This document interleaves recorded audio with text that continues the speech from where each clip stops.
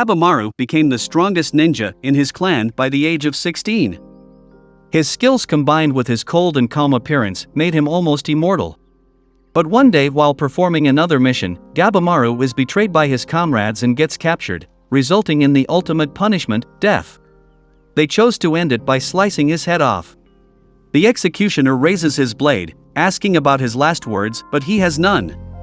The executioner then gives a powerful swing, but nothing happens. He keeps trying and trying, but the blade breaks into two before it can slice through Gabimaru's neck. Everyone around cannot believe their eyes, but Gabimaru can only think about why he can't just die. Later at night, he gets visited by Sagi. She's an inspector who wants to understand his life, and why the blade couldn't kill him. They talk about his past and his clan. She wants to know if he didn't die because he's attached to life, but Gabimaru doesn't have any attachments.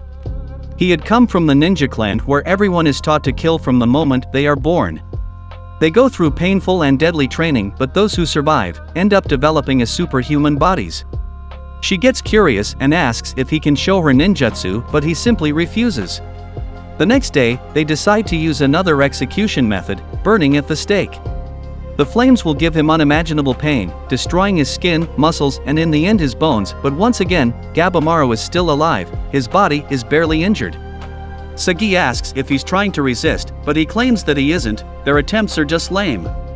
She tries to get more into his past, asking about his family.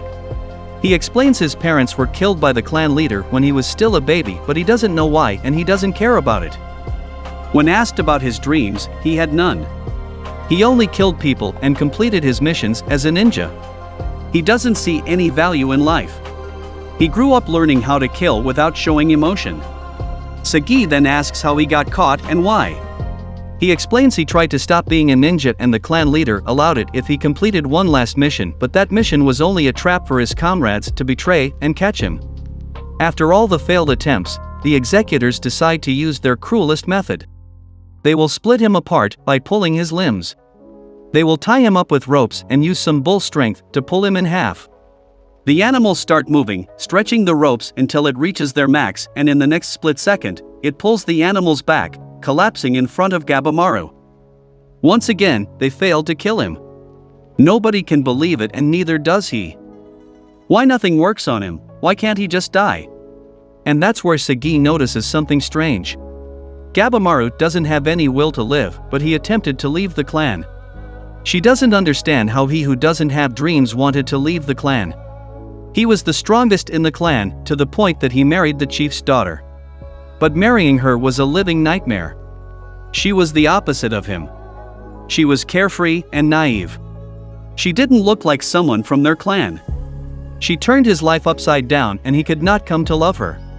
She pestered him every time he came home, to remove his shoes when coming inside, forcing him to pray together, say thank you for the meal and express gratitude for their lives. To him, he was living a nightmare. He knew that if he kept living with her, he would lose his cold nature and that would make him fail the missions, so he decided to ask the clan leader to get divorced and leave the clan. The leader accepted his decision, but Gabimaru had to do one last mission, and that is when they sprung the trap and captured him. He was betrayed and realized he could not escape the village because they would find him. So, he decided to give up and accepted his fate.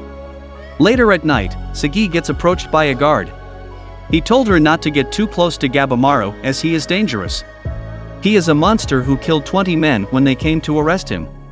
He also mentions the rumors that every ninja from his clan is immortal because they drank the Elixir of Life. She gets startled to hear about the elixir but starts to suspect Gabimaru even more.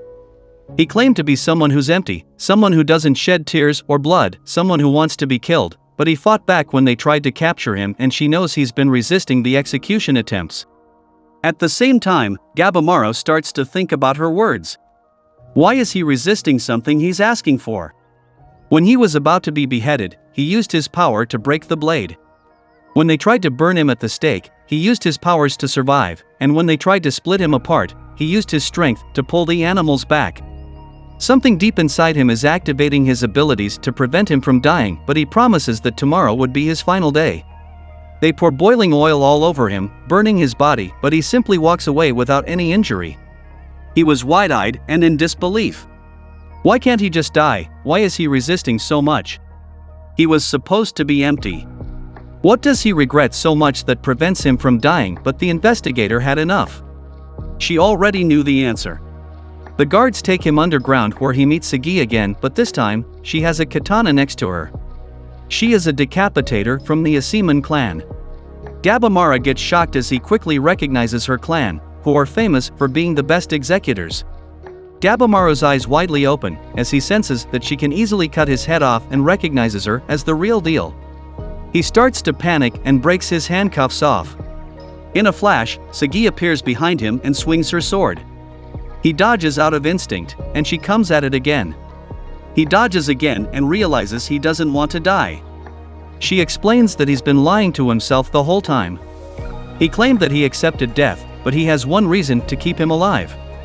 His wife. He said that he hated her, but he doesn't. He was once empty, but his wife changed him. He told her about all the things he hated about his wife, but in fact, those are the things he values the most. He gets enraged and attacks her.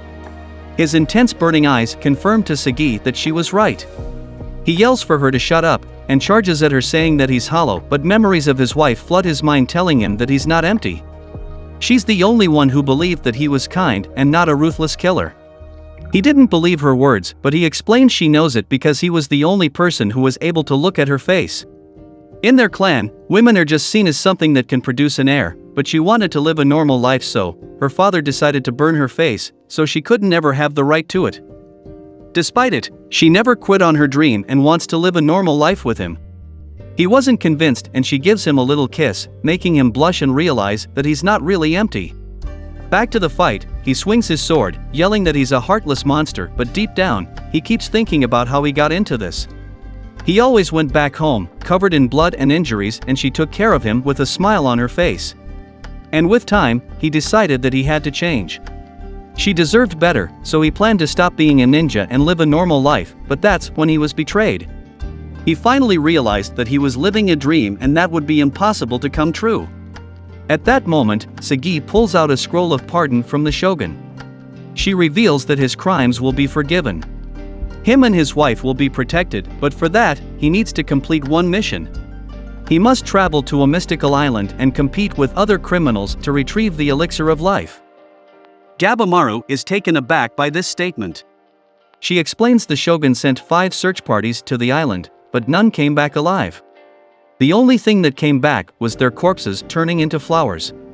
The shogun became even more obsessed with finding the Elixir of Life.